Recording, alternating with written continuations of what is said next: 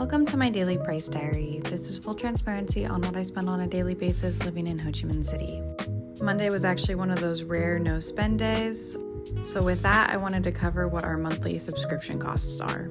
Starting off with the subscriptions that we pay for in Vietnam, the first is Netflix. Netflix does offer a wide array of plans. We ended up picking the premium plan for our family just because it worked the best for us. In Vietnam, we paid $10 for this plan versus the $25 it would cost in the US, so it's a huge savings to get it here in Vietnam.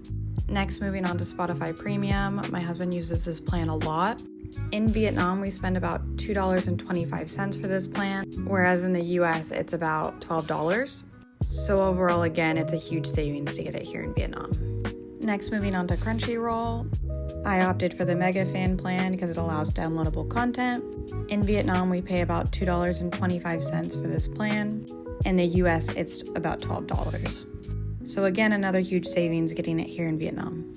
Next is YouTube Premium. We pay about $3 for this plan inside Vietnam. Compared to the US, this is about a $14 plan. So once again, getting this plan in Vietnam is a huge savings to us.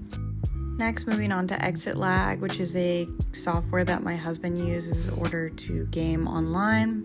With the servers that my husband has to use while living here in Vietnam, there is a lot of drop and a lot of ping issues, so he does use this software to kind of counteract that. He does at this time use the monthly plan, which costs us about $7.50 a month. I would count this as an added expense because we wouldn't necessarily need this service in the US since the US servers typically don't have as bad of issues. Next, moving on to my CapCut subscription. I use this to edit all these videos that I put out, as well as do voiceover. My plan in Vietnam cost me about $6 a month versus about the $10 that I would spend in the US monthly on this. Moving on to our last subscription that we have in Vietnam is our Grab delivery service. This is free, but we did find with the membership, with the discounts that they give you, it offsets the price. So for both my husband and my plan, we spend about $2 on this monthly. Living overseas, we do have a VPN. This allows us to get a lot of access to specific pages that we couldn't living overseas. It's incredibly helpful when getting access to specific banking or other financial stuff that is blocked, as well as it also gives us access to a lot of content that we can't get over here.